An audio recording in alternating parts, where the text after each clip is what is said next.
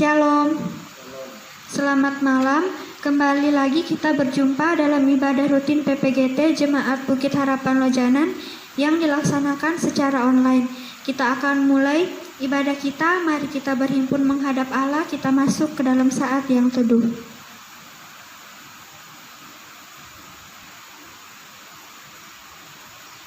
Mari kita bangkit berdiri. Kita menyanyi dari Kidung Jemaat 15 ayat 1 dan 3, berhimpun semua.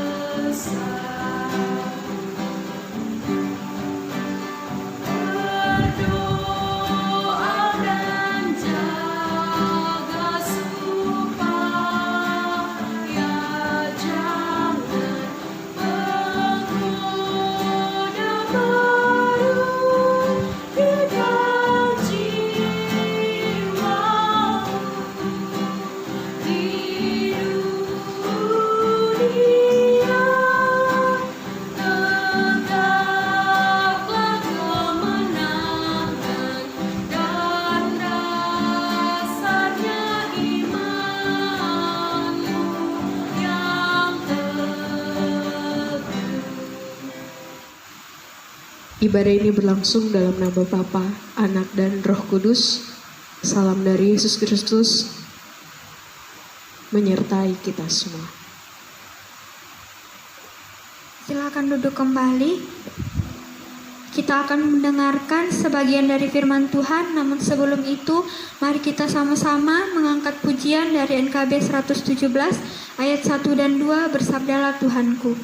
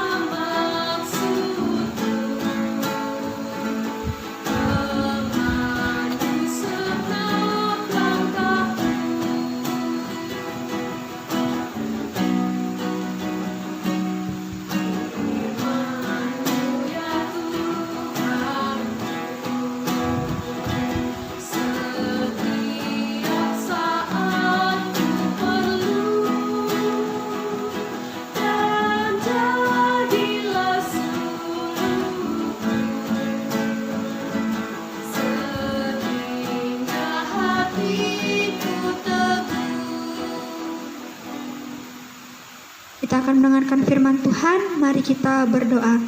Ya Bapa dalam kerajaan surga, dikuduskanlah nama-Mu ya Bapa. Terima kasih atas berkat penyertaan-Mu pada malam hari ini ya Bapa. Kami akan mendengarkan sebagian dari firman-Mu. Kiranya Engkau memberkati kami ya Bapa. Berkati juga pelayan-Mu yang akan memberitakan firman-Mu. Kiranya ia dapat berkata-kata seturut kehendak-Mu. Ya Bapa, inilah doa kami anak-anak-Mu. Dalam nama anak Yesus Kristus kami telah berdoa. Amin. Shalom. Ya, pembacaan kita pada malam hari ini terambil dari Ayub pasal 1 sampai pasal 2 ayat yang ke-13. Pembacaan kita terambil dari Ayub pasal 1 sampai pasal 2 ayat 13. Berbunyi demikian, kesalehan Ayub dicoba. Ada seorang laki-laki di tanah Uz bernama Ayub. Orang itu saleh dan ia jujur. Ia takut akan Allah dan menjauhi kejahatan. Ia mendapat 7 anak laki-laki dan 3 anak perempuan.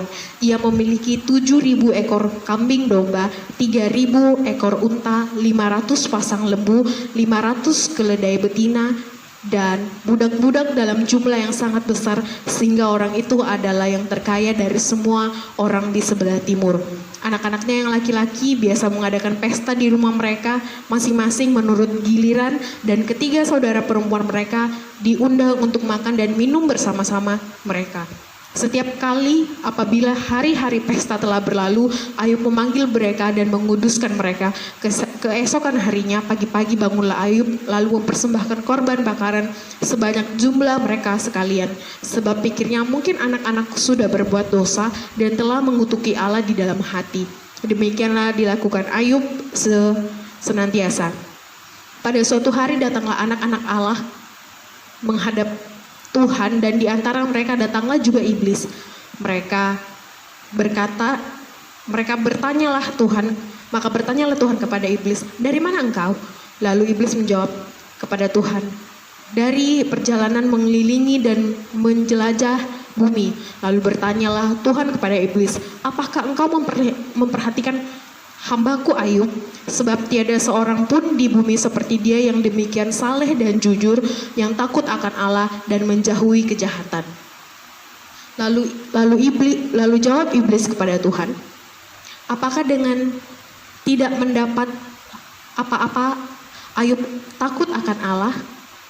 Bukankah engkau yang membuat pagar sekeliling dia dan rumahnya serta segala yang dimilikinya? Apa yang dikerjakannya telah kau berkati, dan apa yang dimilikinya makin bertambah di negeri itu. Tetapi ulurkanlah tanganmu dan jamalah segala yang dipunyainya. Ia pasti mengutuki engkau di hadapanmu." Maka firman Tuhan kepada iblis, "Nah, segala yang dipunyainya ada dalam kuasamu.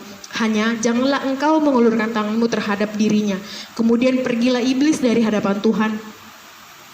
Pada suatu hari, ketika anak-anaknya yang laki-laki dan yang perempuan makan dan minum anggur di rumah saudara mereka yang sulung, datanglah seorang pesuruh kepada Ayub dan berkata, sedang lembu sapi membajak dan keledai-keledai betina makan rumput di sebelahnya, datanglah orang-orang Sheba menyerang dan merampasnya serta memukul penjaganya dengan mata pedang. Hanya aku sendiri yang luput sehingga dapat memberitahukan hal itu kepada Tuhan. Sementara orang itu berbicara, datanglah orang lain dan berkata, api telah menyambar dari langit dan membakar serta memakan habis kambing domba dan penjaga-penjaga. Hanya aku sendiri yang luput sehingga dapat memberitahukan hal itu kepada Tuhan. Sementara orang itu berbicara, datang orang lain dan berkata, orang-orang Kasdi membentuk 3 pasukan lalu menyerbu unta-unta dan merampasnya serta memukul penjaganya dengan mata pedang. Hanya aku sendiri yang luput sehingga dapat memberitahukan hal itu kepada Tuhan.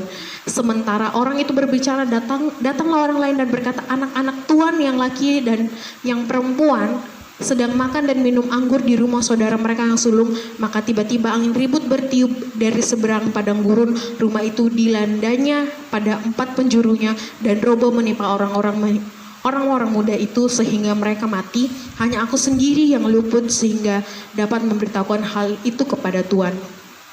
Maka berdirilah Ayub lalu mengoyakkan jubahnya dan mencukur kepalanya, kemudian sujudlah ia menyembahnya dan katanya, dengan telanjang aku keluar dari kandungan ibuku, dengan telanjang juga aku akan kembali ke dalamnya. Tuhan yang memberi, Tuhan yang mengambil, terpujilah nama Tuhan. Dalam kesemuanya itu Ayub tidak berbuat dosa dan tidak menuduh Allah berbuat yang kurang patut. Pada suatu hari datanglah anak-anak Allah menghadap Tuhan, dan di antara mereka datang juga iblis dan menghadap Tuhan.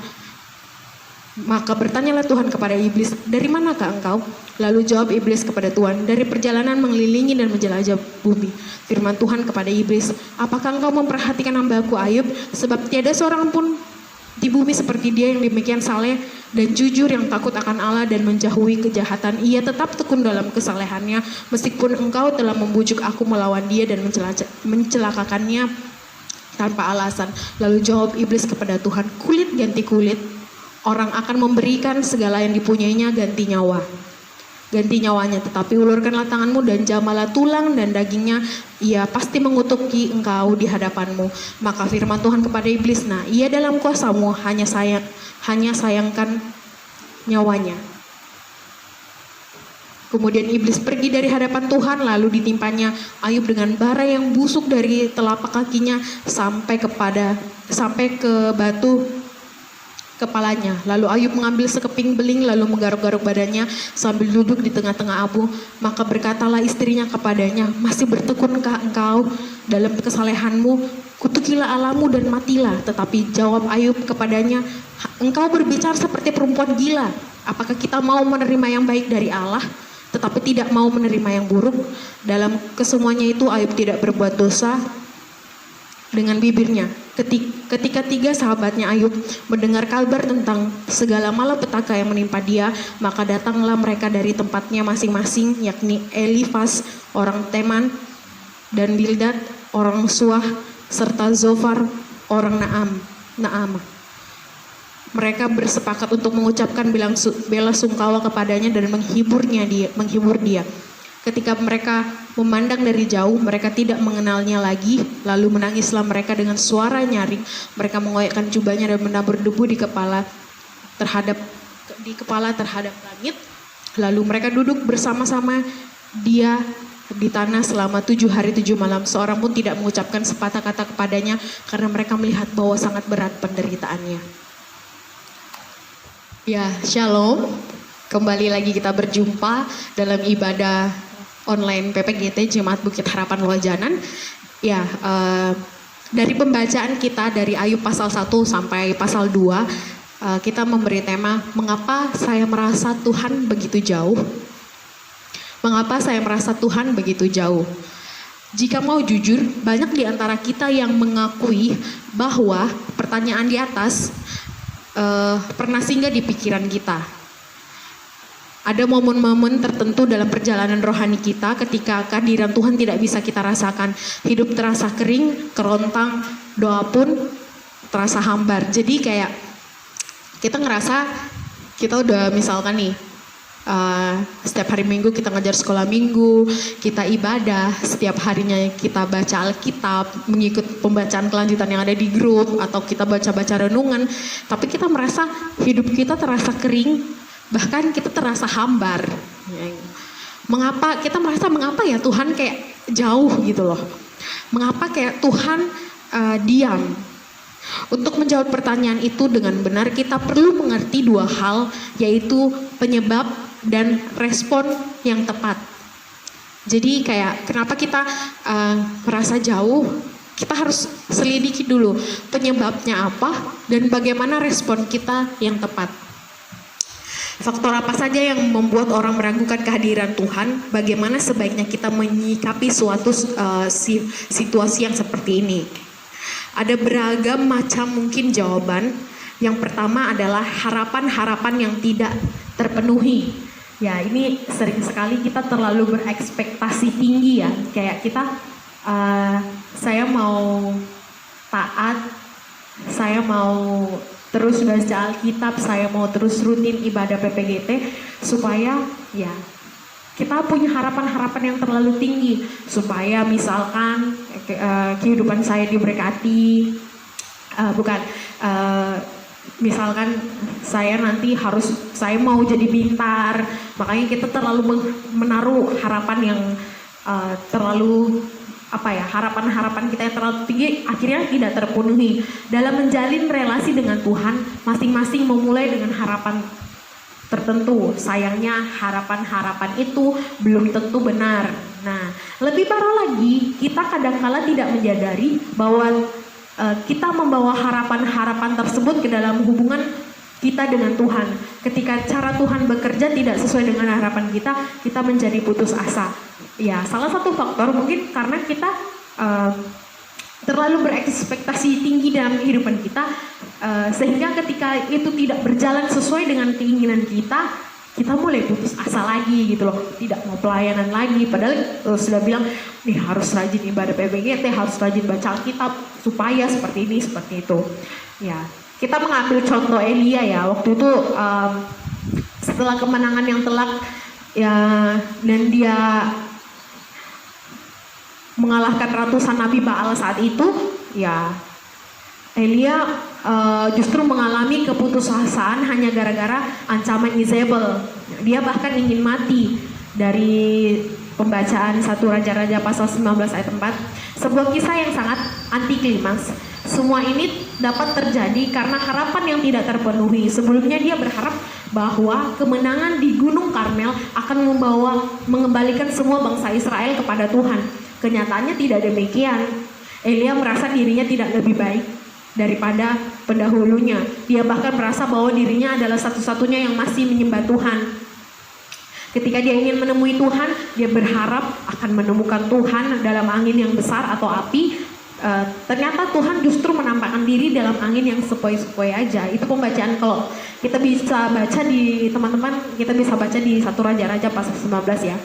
Harapan yang tidak benar dan tidak tergenapkan seringkali membuat kita kecewa kepada Tuhan sehingga kita merasa Tuhan jauh.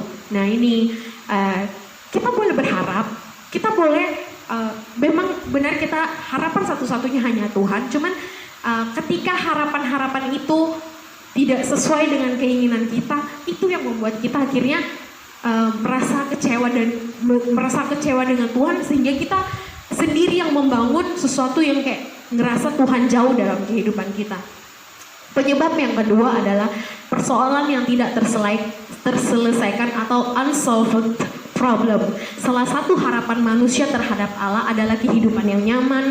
Ketika ada harapan itu tidak terjadi, mereka mudah meragukan Allah.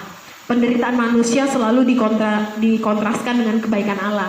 Tidak heran ketika persoalan bertubi-tubi datang seolah-olah tanpa jalan keluar, mereka cenderung mempertanyakan keberadaan dan kebaikan Tuhan. Ya, ini mulai nih kalau sudah penyebab kedua, kayak kita udah merasa kecewa sama Tuhan karena persoalan atau pergumulan kita yang kita hadapi itu kayak nggak ada habis-habisnya, atau masalah yang kita hadapi nggak ada jalan-jalan keluarnya kayak gitu. Keraguan Yohanes Pembaptis mungkin bisa menjadi contoh konkret yang baik untuk menerangkan poin ini. Setelah lama berada di dalam penjara, dia mulai mengalami kebimbangan tentang status Yesus yang sejati. Itu ada dalam Matius 11 ayat 2-3. Yohanes mengutus beberapa muridnya untuk menanyakan langsung kepada Yesus, benarkah dia adalah Mesias yang dinantikan? Keraguan ini jelas mengagetkan dong. Bukankah kelahiran Yohanes sebagai pembuka jalan bagi Mesias sudah sedemikian dramatis? Bahkan dia sendiri menyaksikan keajaiban pada waktu Yesus dibaptis. Mengapa dia perlu mengirim utusan untuk menanyakan kepada Yesus? Jawabannya cukup jelas, Yohanes berada dalam penjara. Dia tidak tahu sampai kapan hal ini akan berlangsung. Dia sudah lama berharap kepada Yesus sebagai Mesias akan meruntuhkan kekuasaan Romawi saat itu, dan antek-anteknya termasuk Herodes yang memenjarakan dia serta memberikan kelepasan kepadanya dari penjara. Ternyata yang dinantikan tidak kunjung datang. Kekecewaan pun dan keraguan pun mulai berkawan. Salah satu contoh Yohanes Pembaptis yang kita bisa baca dalam Matius 11 ayat 2-3, yaitu Matius 11 saat itu. Jadi kayak salah satu penyebabnya itu penyebab yang kedua, masalah-masalahnya nggak kunjung berhenti di dalam kehidupan kita. Itu sehingga akhirnya yang membuat kita merasa kecewa lagi, kayak ragu lagi ketika ada masalah. Sebenarnya Tuhan mau apa sih? Kok ada terus masalah? Kok ada terus kayak masalah nggak berhenti gitu loh. Kita jadi ngerasa sebenarnya Tuhan ini ada nggak sih dalam kehidupan kita. Itu penyebab kedua. Penyebab yang terakhir adalah pertanyaan-pertanyaan yang tidak terjawabkan. Beberapa orang mungkin masih dapat bertahan di dalam gelombang persoalan selama mereka mengantongi jawaban sebagai penjelasan. Keadaan menjadi lebih sukar apabila penderitaan itu menimbulkan beragam pertanyaan yang seolah-olah tidak ada jawabnya. Nah, salah satu contoh yang kita bisa baca di Ayub, saya tadi satu hari yang lalu mempersiapkan ini semua, sempat berasa sangat bangga dengan kesalehannya Ayub saat itu ketika dia menderita. Contoh yang jelas adalah Ayub, rentetan penderitaan yang tidak menggoyahkan imannya. Dia tidak mampu berkata, dia tetap mampu berkata Tuhan yang memberi, Tuhan yang mengambil. Dia bahkan siap menerima yang buruk dari Tuhan. Ayat yang saya tekankan itu adalah waktu di ayat waktu istrinya berkata kepadanya, masih bertekunkah engkau, di ayat 9, masih bertekunkah engkau di dalam kesalehanmu? Kutukilah Allahmu dan matilah. Apa jawab Ayub saat itu? Engkau berbicara seperti perempuan gila. Apakah kita mau menerima yang baik dari Allah tetapi tidak mau menerima yang buruk dari Allah? Ya, dia bahkan Ayub siap menerima yang buruk. Yang menjadi pergumulan Ayub adalah pertanyaan terlogis yang sukar dijelaskan, mengapa orang benar mengalami penderitaan? Sama seperti orang-orang sezamannya. Ayub meyakini teologi retribusi yang sempit, taat akan mendatangkan berkat, tidak taat mendatangkan kutuk. Nah, ini salah satu pemikiran kita yang ketika kita mau taat pasti kita diberkati. Maksudnya kita berharap ketika kita taat kita tidak dikutuk sama Tuhan. Ketika kita taat ya semuanya akan berjalan sesuai dengan keinginan kita gitu. Padahal kenyataannya adalah ketika kita taat, iman kita akan terus diuji sama Tuhan sesuai dengan kemampuan kita gitu. Makanya kenapa orang benar bisa menderita ya karena Tuhan begitu sayang kepada kita semua, Dia mau kita tuh hanya menyandarkan diri kepada Tuhan. Kalau teman-teman baca dari Ayub pasal 1 sampai ayat pasal 42 ini, perjalanan Ayub, penderitaan Ayub itu sampai akhirnya dia tidak, awalnya dia juga bertanya-tanya gitu loh. Yang menjadi penyebab terakhir adalah kadang kita bertanya kenapa sih penderitaan ini terjadi? Kenapa sih? Kita nggak tahu jawabannya kan? Kenapa Tuhan izinkan ini terjadi gitu loh? Di tengah deretan kesusahan yang menghadang, Ayub tidak mengharapkan kelepasan, apalagi yang instan. Yang dia gumulkan adalah jawaban atau penjelasan. Mengapa orang benar dapat mengalami penderitaan yang sedemikian besar? Itulah inti dari seluruh kitab Ayub, pergumulan untuk mendapatkan jawaban.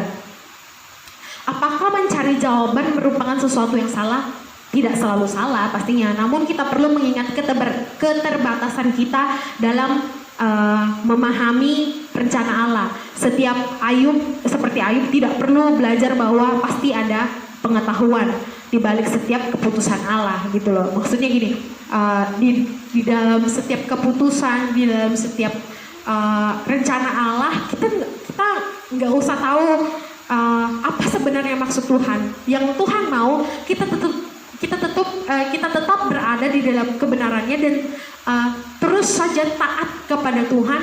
Ya, yang tahu, kita nggak usah bertanya sebenarnya apa sih maksud Tuhan. Padahal kita tahu sebenarnya ujung dari ketaatan kita itu adalah sebuah hal-hal yang indah. Allah yang bijaksana selalu memiliki alasan di balik setiap keputusan dan tindakannya. Hanya saja Dia tidak selalu mengungkapkan alasan kepada kita. Dia memberi ruang untuk melatih iman kita. Ya, saya tekankan lagi. Dia memberi ruang untuk melatih iman kita gitu loh. Kenapa Tuhan izinkan penderitaan terjadi, Tuhan izinkan persoalan terjadi, kenapa Tuhan izinkan masalah terjadi? Kita tidak perlu tahu, bahkan kita nggak usah mempertanyakan sebenarnya apa maksud Tuhan gitu. Sebenarnya momen-momen seperti itu adalah Tuhan memberi ruang kepada kita untuk melatih iman kita. Bagaimana iman kita ketika kita menderita, bagaimana iman kita ketika mengalami pencobaan, bagaimana iman kita ketika mengalami pergumulan. Marilah kita merenungkan keadaan kita. Tuhan tidak pernah meninggalkan kita, itu janjinya. Kita baca dalam Yohanes pasal 1 ayat 9.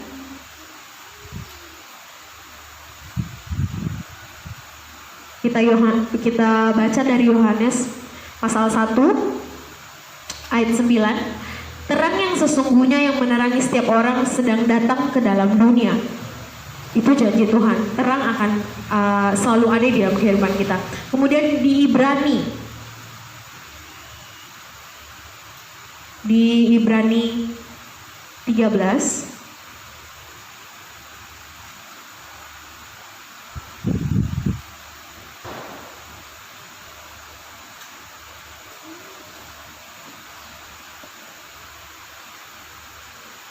di Ibrani 13 ayatnya yang ke-7.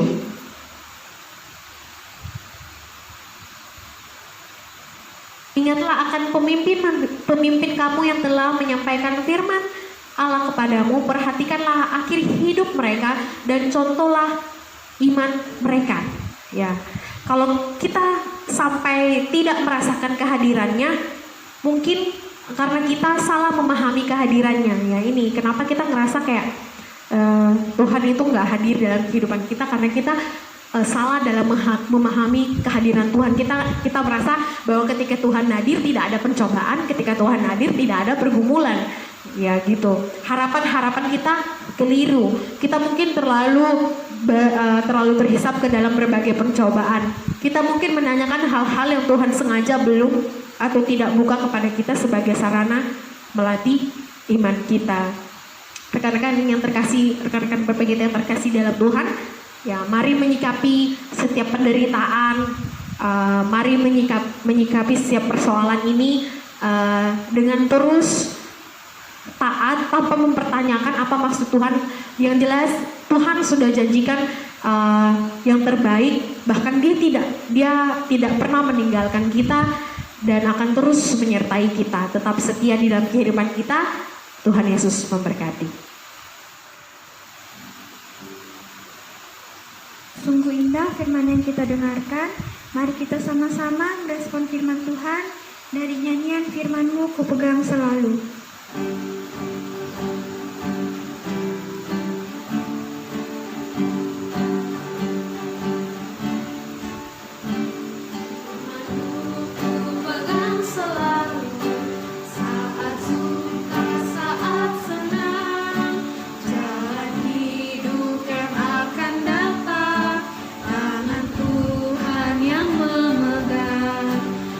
Cobaan menghipit aku dan mencari keluhanku.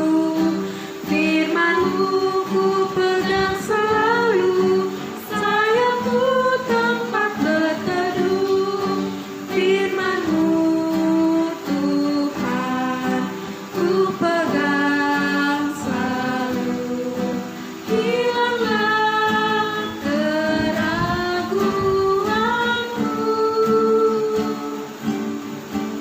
bila hatiku rasa susah, padamu aku berserah. Firman-Mu ku pegang selalu, maka amanlah jiwaku. Kita akan memberikan tanda ungkapan syukur kita sambil kita memberikan persembahan kita. Kita diiringi dengan lagu Tabur Waktu Pagi.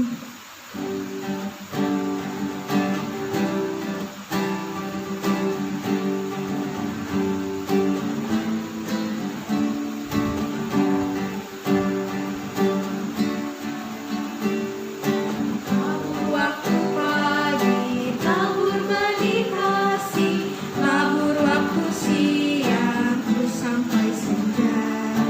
Nantikan tuaian pada musim panen, kita akan bersuka bawa berkasnya masuk lumbungnya. Kita akan bersuka bawa berkasnya masuk lumbungnya. Kita akan bersuka bawa berkasnya. Di terik sang surya, di kebayang awan, kita pun menaburi yang bekerja. Nanti panen tiba, tugas akan usai, kita akan bersuka bawa berkasnya masuk lumbungnya. Kita akan bersuka bawa berkasnya masuk lumbungnya. Kita akan bersuka bawa berkasnya. Kita berdoa. Allah Bapa yang bertahta dalam kerajaan sorga, Allah yang begitu baik dalam kehidupan kami, Allah yang kami sapa Bapa dalam setiap langkah kehidupan kami. Terima kasih atas penyertaan-Mu ya Bapa.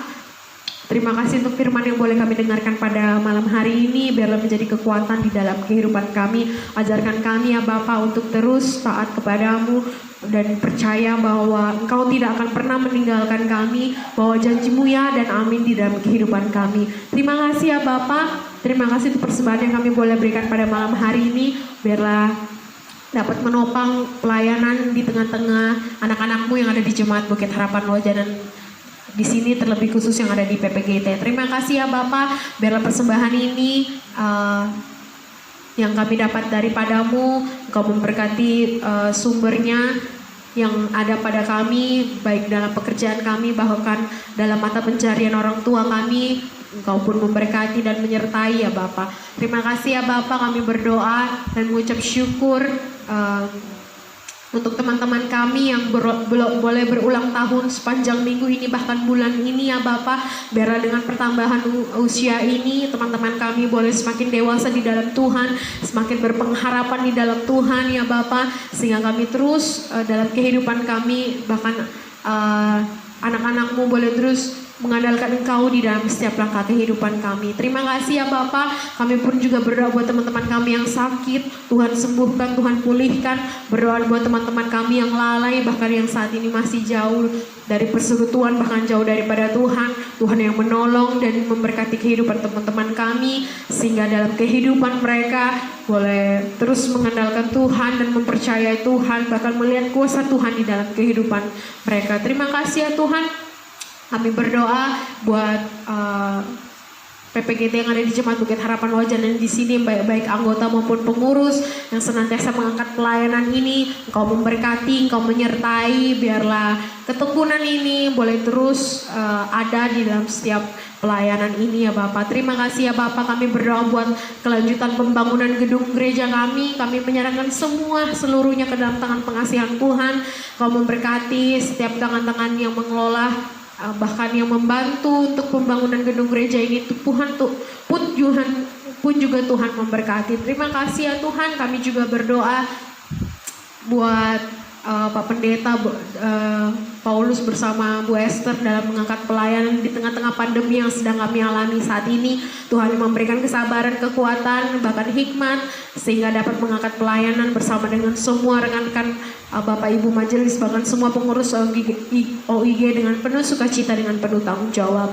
Terima kasih ya Tuhan. Kami berdoa buat bangsa, buat kota, bangsa, negara, bahkan seluruh kehidupan anak-anak-Mu yang ada di dunia ini yang sedang melawan wabah virus corona ini ya Bapak. Kami berdoa hanya di dalam nama Tuhan Yesus. Biarlah kami semua terus berpengharapan di dalam Tuhan. Besar kerinduan kami ya Bapak, biarlah wabah ini, pandemi ini boleh segera berlalu dan kami boleh menjalani kehidupan kami dengan normal. Bahkan kami boleh lebih lagi memaknai kehidupan kami ya Bapak dalam kehidupan ini, untuk tetap saling menghargai, menghormati, bahkan menolong satu sama yang lain dalam kehidupan ini. Terima kasih ya Bapak. Ini ungkapan syukur serta permohonan kami hanya di dalam nama Yesus Kristus. Kami berdoa dan mengucap syukur kepada Bapa di sorga dan yang telah mengajar kami berdoa. Bapa kami demikian. Bapa kami yang di sorga, dikuduskanlah nama-Mu, datanglah kerajaan-Mu, jadilah kehendak-Mu di bumi seperti di sorga. Berikanlah kami pada hari ini makanan kami yang secukupnya. Ampunilah seperti kami juga mengampuni orang yang bersalah kepada kami, dan jangan bawa kami ke dalam pencobaan, tapi lepaskanlah kami daripada yang jahat, karena Kau punya kerajaan dan kuasa dan kemuliaan sampai selama-lamanya. Amin. Mari kita bangkit berdiri, kita puji nama Tuhan, pakailah waktu anugerah Tuhan-Mu.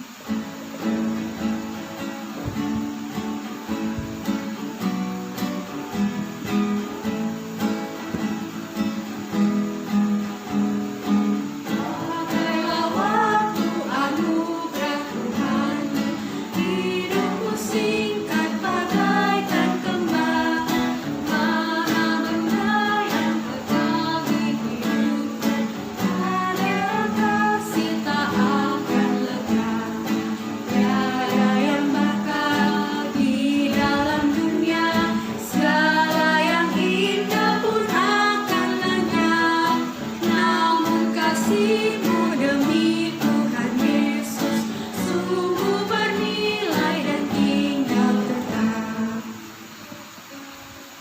Kita mengakhiri ibadah kita.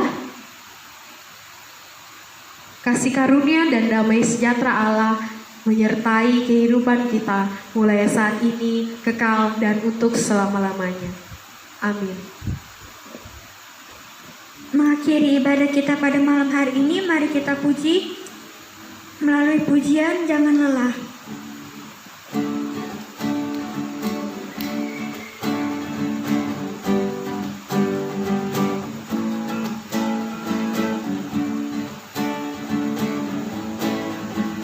Jangan lelah bekerja di ladangnya Tuhan, Roh Kudus yang beri kekuatan, yang mengajar dan menopang. Tiada lelah bekerja bersamamu Tuhan, yang selalu mencukupkan atas segalanya. Katakan tanah bergelombang, timbullah tanah yang berlubang, menjadi siap dibangun di atas dasar iman. Katakan tanah bergelombang, timbullah tanah yang berlubang,